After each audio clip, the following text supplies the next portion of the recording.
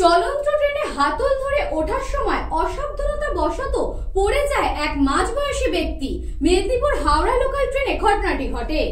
চলন্ত ট্রেনে হাতল ধরে ওঠার সময় অসাবধানতাবশত পড়ে যান এক মাঝবয়সী ব্যক্তি।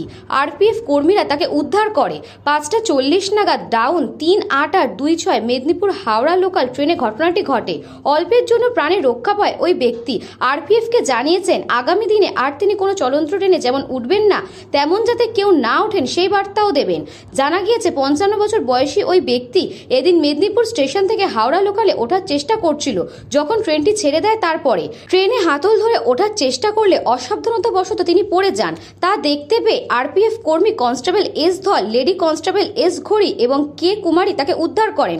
সিসিটিভি ক্যামেরার মাধ্যমে নজর রেখেছিলেন আরও কর্মীরাও। মেদিনীপুর থেকে সুকুমার সেনাপতির রিপোর্ট, নিউজ বঙ্গ টাইম।